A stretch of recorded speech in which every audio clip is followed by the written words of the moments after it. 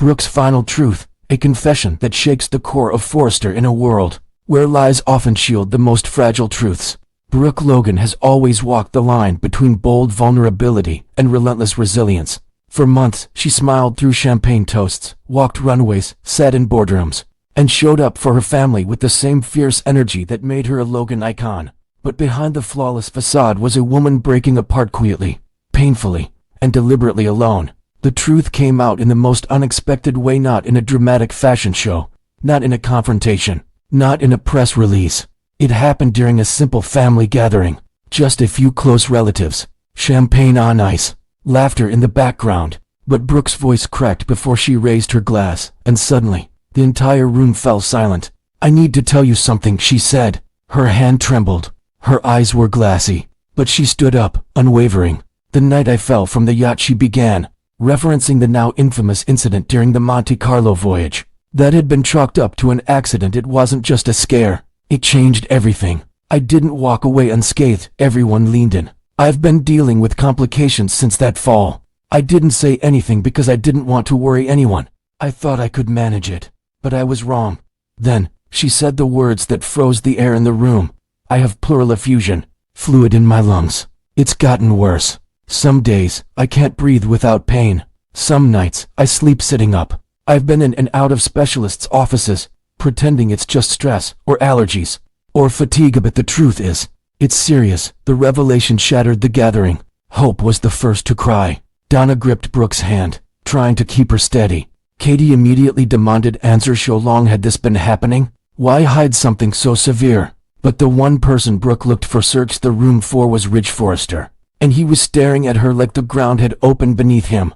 They had been through everything: marriages, divorces, betrayals, reconciliations. More love than any couple should be allowed in one lifetime. But this wasn't about love triangles or fashion houses. This was mortality. Brooke spoke again, softly, her voice breaking only once. "I didn't want to be pitied. I didn't want to be looked at like a patient or a ticking clock. I wanted to keep living, until I couldn't. But now, I need to say it. Because if this is the end, if this is the chapter no one wants to read, I want you to know where I want to be. I want to be with you, Ridge. That's my wish. My only one." Silence. Ridge, stoic as ever, was unreadable. But the pain in his eyes wasn't. In the days that followed, the news spread like wildfire, not through press releases, but through whispers. Forrester's staff noticed Brooke's absence from key meetings. Designers whispered about her sitting down too often, skipping rehearsals, canceling fittings. Even the tabloids started picking up on itis. Brooke Logan sick. Fashion's queen quietly fades from spotlight. But none of it hit as hard as the reality did for the people closest to her. Steffi, who had once viewed Brooke as a rival and interloper, was visibly shaken. She visited Brooke at the Logan estate, bringing flowers but no pretense.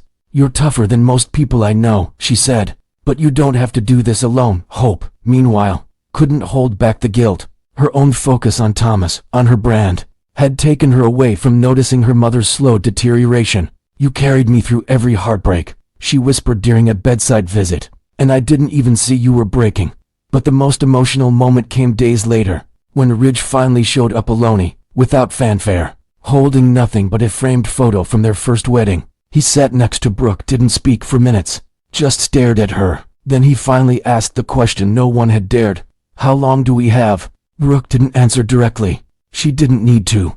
The silence said enough. "I should have noticed," Ridge said, voice thick. "You were always the strongest person in the room. I thought that would never change." "But it didn't," Brooke replied, placing her hand over his. "I'm still here. I just don't know for how much longer." Then came the part no one saw coming. Brooke, always composed, broke down.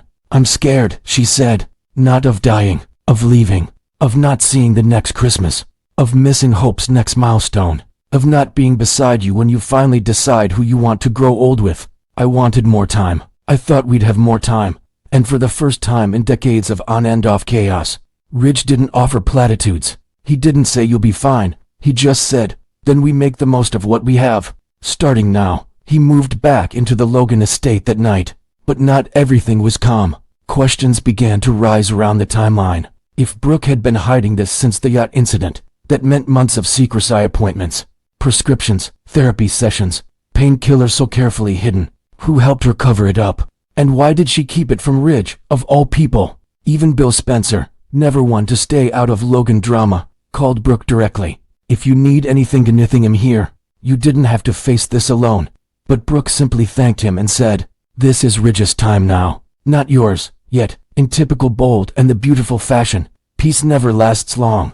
A shadow loomed over the Logan house one evening, as a mysterious package was delivered. No sender listed. Inside was a USB stick, just one video file. Brooke opened it, expecting old memories or well wishes. What she saw left her trembling. Security footage. From the yacht.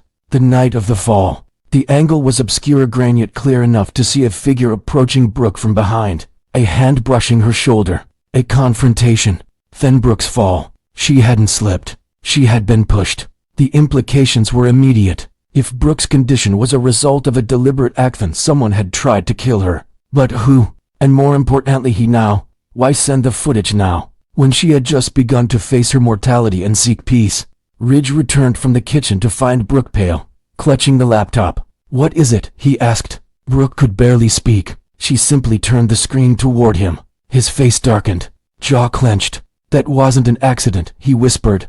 Brooke's voice, raspy from emotion and the fluid in her lungs, barely escaped her lips. "Someone wanted me gone, and they almost got their wish." And just like that, the narrative changed again. Brooke Logan wasn't just facing the end. She was about to unmask the person who tried to end her life. Brooke's revelation echoes and Taylor's world collapses. The footage changed everything. What had started as a somber reckoning with mortality had become something far more sinister. An attempted murder. And in the middle of it all, Brooke stood surrounded by truth, betrayal, and pain yet again. But this time, she wasn't standing alone. After watching the video, Ridge Forrester didn't flinch. He didn't question Brooke's version of the story. He didn't ask for time or space to process. He simply looked her in the eye and said, "I should have never left you."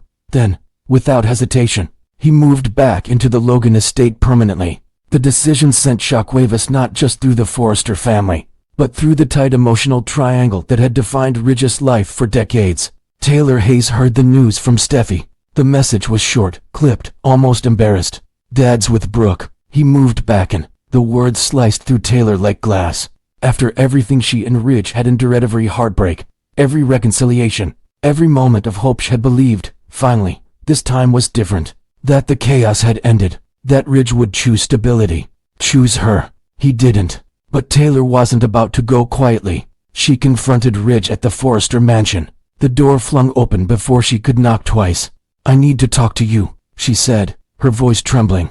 Ridge looked weary but didn't stop her. "Taylor, now might not know," she snapped. "You're going to listen to me." Inside, Taylor stood in the middle of the living room, surrounded by the echoes of family portraits and decades of heartbreak. "I've stood by you, through everything, through Brooke's lies, through your indecision, through every time you said I'm not ready or I'm not sure.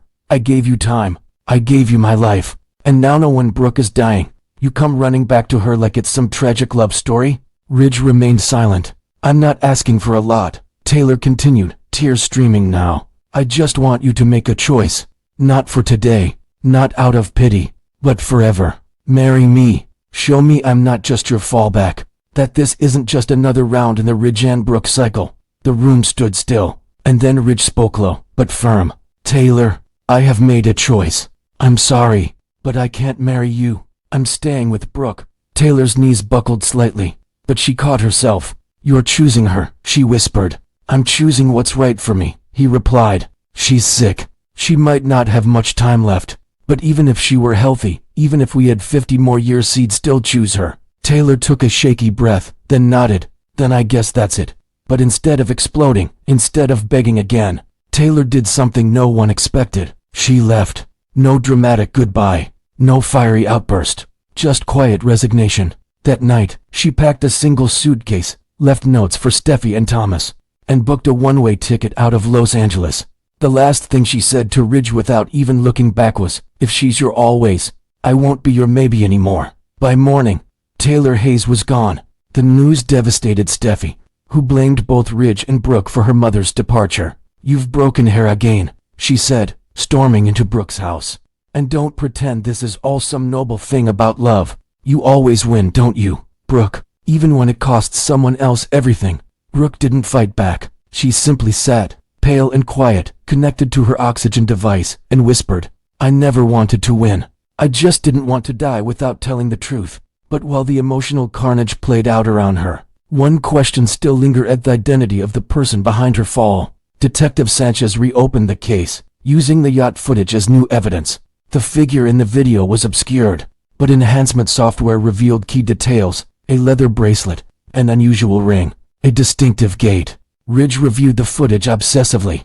Then one day, he froze the screen, zoomed in, and his jaw clenched. "I know who that is." But before he could say anything to Brooke, his phone rang from an unknown number. A distorted voice spoke on the other end. "She wasn't supposed to survive. But since she did, if you keep digging, she won't survive the next time." Click. Ridge stared at the phone. For the first time in a long time, he was afraid. The stakes had shifted. Brooke wasn't just facing illness anymore. She was being hunted. And someone in their inner circle, Simeone, with access, motive, and no conscience, wanted her gone for good. And as Ridge held her in his arms that night, whispering, "I'm not going anywhere," neither of them knew that across town, in a darkened room, someone was watching them through a live feed. A figure in shadows, the leather bracelet clearly visible. The game wasn't over. It was just beginning.